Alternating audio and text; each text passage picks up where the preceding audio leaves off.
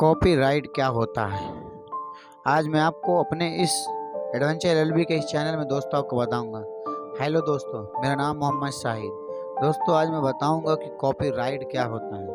तो हमारे इस चैनल में दोस्तों आपको बताऊंगा कि कॉपीराइट किसको कहते हैं। जब भी बात कॉपीराइट की जाती है आती है तो हमारे जहन में साहित्य जगत और बॉलीवुड जैसे शब्द आते हैं, क्योंकि यही हमने कॉपीराइट के मामले में हमेशा से सुने हैं।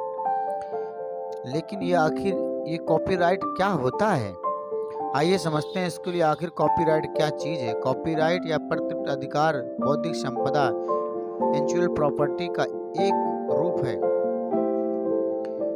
किसी लेख के द्वारा कोई लेख या प्रकाशन किया जाता है तब उसको एक निश्चित समय के लिए उस लेख या प्रकाशन पर विशेष अधिकार ही कॉपीराइट या प्रतिलिपि अधिकार या बौद्धिक संपदा अधिकार होता है। सरल शब्दों में कहें तो प्रतिलिपि अधिकार या कॉपीराइट किसी भी चीज के वर्णन में है। यदि आप कोई अच्छी कहानी लिखें या कोई गाने का संगीत बनाएं या फिर आपकी कोई अनोखी, इन सब में ये किसी चीज का वर्णन होगा। इन सब पर अधिकार है। इसका अर्थ है आपको कॉपीराइट है। यदि कोई उसे प्रकाशित करना चाहे तो उसे आपकी अनुमति के बिना नहीं कर सकता। यानी कोई भी चीज आप कर रहे हैं उसकी अनुमति के बिना अगर कोई करता है तो कॉपीराइट होगी। यदि कोई इसे प्रकाशित करना चाहे तो अनुमति के बिना नहीं कर सकता। हम ये भी कह सकते हैं कि कॉपीराइट स्वामी को कुछ अपवादों के साथ कार्य उपयोग करने का अनन्य अधिकार होता है।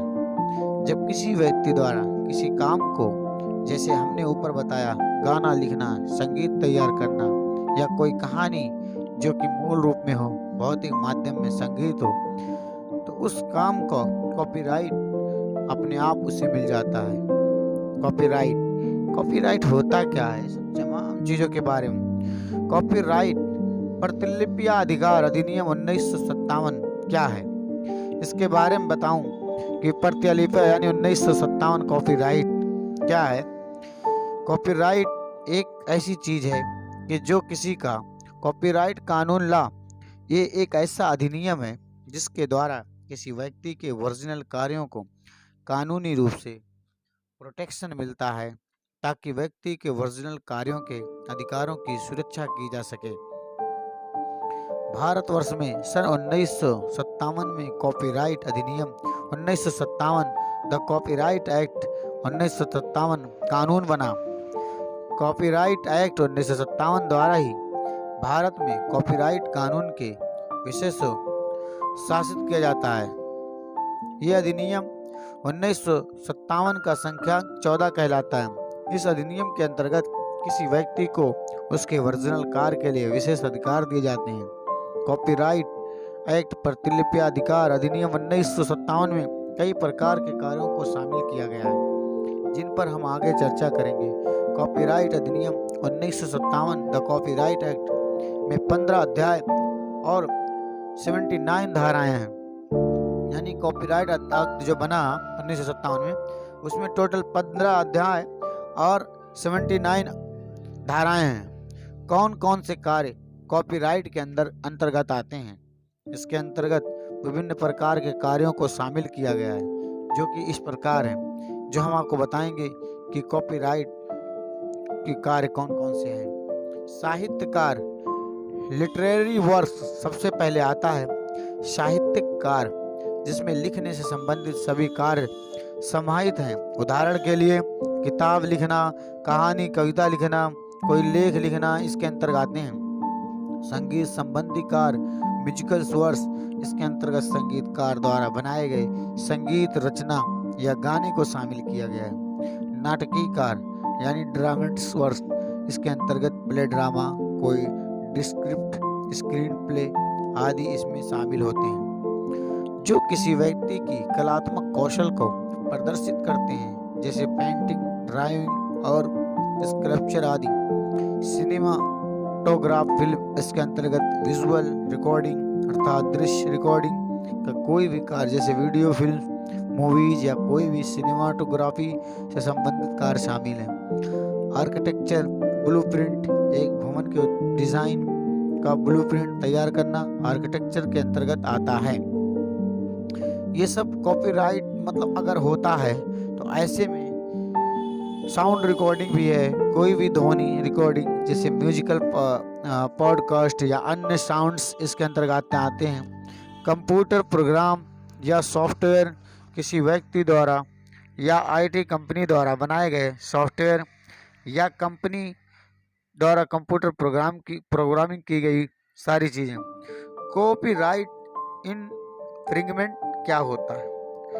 कॉपीराइट इन्फ्रिंगमेंट क्या होता है इसके बारे में आगे चलिए बताते हैं दोस्तों। कॉपीराइट क्या होता है? जब भी किसी व्यक्ति के द्वारा अगर कॉपीराइट सामग्री को बिना उसके ओरिजिनल मालिक की आज्ञा के लिए इस्तेमाल करना कॉपीराइट इन्फ्रिंगमेंट कहलाता है।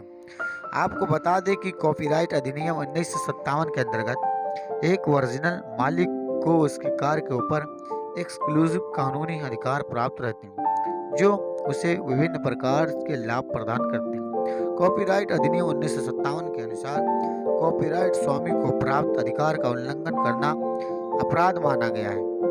यानी जब किसी भी व्यक्ति को कॉपीराइट अगर सामग्री कोई बनाता है, उसका कोई डुप्लीकेट अगर करता है तो ऐसी स्थिति में उसके ओरिजिनल मालिक को उसके लिए अधिकार होता है कि 1957 की धारा से जाके एक्ट के द्वारा जाके अपना अधिकार ले सकता है। कॉपीराइट और ट्रेडमार्क के बीच क्या अंतर है? कॉपीराइट बस बौद्धिक संपदा का एक रूप है।